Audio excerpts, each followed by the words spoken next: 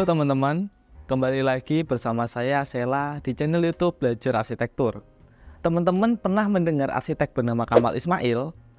Nah, Kamal Ismail adalah arsitek Mesir yang menggarap proyek perluasan Masjidil Haram dan Masjid Nabawi.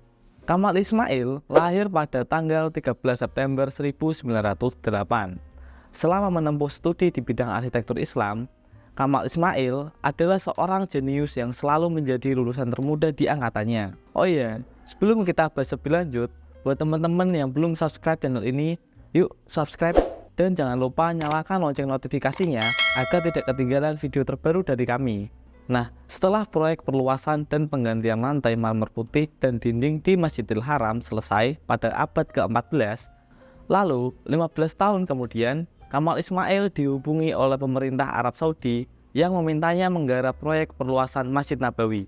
Pada saat itu, pemerintah Arab Saudi yang dipimpin oleh Raja Fahd menginginkan lantai Masjid Nabawi diganti dengan marmer putih yang sama dengan jenis marmer yang ada di Masjidil Haram. Marmer putih yang ada di Masjidil Haram sebenarnya hanya diproduksi oleh satu perusahaan di Yunani. Stoknya yang sangat terbatas. Terlebih Kamal Ismail melakukan pembelian marmer yang sudah lebih dari 10 tahun atau satu dekade. Permintaan dari Raja Fahd sudah pasti membuatnya bingung. Terus gimana tanggapan Kamal Ismail? Yuk langsung aja kita bahas.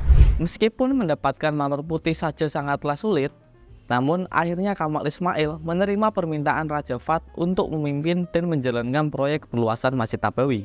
Demi mendapatkan marmer putih dengan kualitas yang sama, Kamal Ismail mendatangi perusahaan marmer di Yunani yang pernah didatanginya 15 tahun lalu. Sayangnya, marmer yang pernah dibelinya 15 tahun silam sudah terjual habis.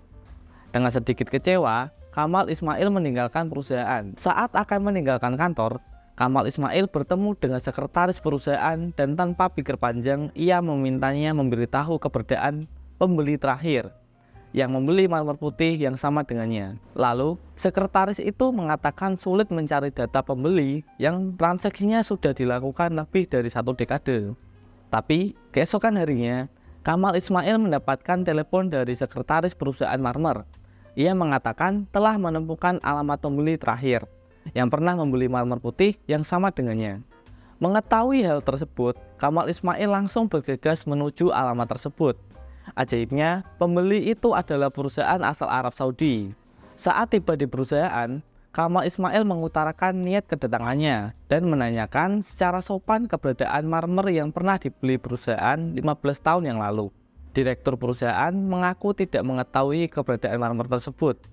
Lalu, ia menghubungi staf bagian stok perusahaan. Dan ternyata, selama 15 tahun, keberadaan marmer putih masih tersimpan rapi di gudang perusahaan. Ajaibnya lagi, jumlah marmer ini pas dengan jumlah yang dibutuhkan Kamal Ismail untuk melapisi lantai Masjid Nabawi. Saat menyodorkan cek kosong, direktur perusahaan menolak dengan sopan dan memberikan marmer putih secara sukarela. Proyek perluasan masjid melibatkan banyak sekali insinyur, seniman, dan pengrajin.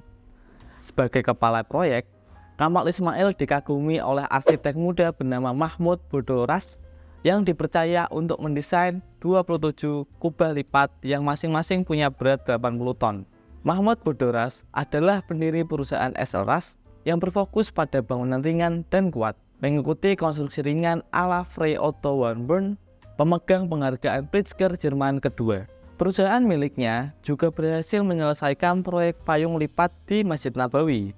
Meskipun Kamal Ismail berhasil menyelesaikan proyek perluasan Masjid Nabawi, bahkan ia juga dikagumi oleh Mahmud Bodoras. Di luar dugaan, Kamal Ismail menolak dibayar atas kerja kerasnya dalam menyelesaikan proyek perluasan Masjid Nabawi. Pada saat itu, proyek perluasan masjid dilakukan pada masa kekuasaan Raja Fahd. Meskipun sang raja sudah menyodorkan cek kosong ke Kamal Ismail, namun ia bersikeras menolaknya. Kamal Ismail merasa malu dan tidak pantas dibayar atas pekerjaan di tempat paling suci di dunia. Bagaimana saya menghadap Allah di hari penghakiman? Kata Kamal Ismail.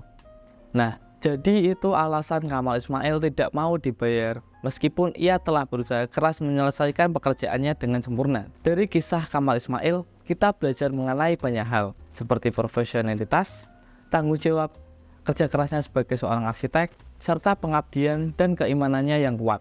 Semoga informasi yang aku share kali ini bermanfaat buat teman-teman ya. Kalau teman-teman mau konsultasi dengan tim arsitek maupun desainer interior untuk rumah atau bangunan komersil, langsung aja hubungi nomor WhatsApp yang ada di www.rancangrekaruang.id ya. Terima kasih telah menonton video ini. Kalau teman-teman punya ide untuk kita bahas di video selanjutnya, jangan lupa tinggalkan di kolom komentar ya. Ikuti terus video terbaru dari kami untuk mendapatkan berbagai info menarik lainnya seputar arsitektur. Sampai ketemu di video selanjutnya. Bye-bye.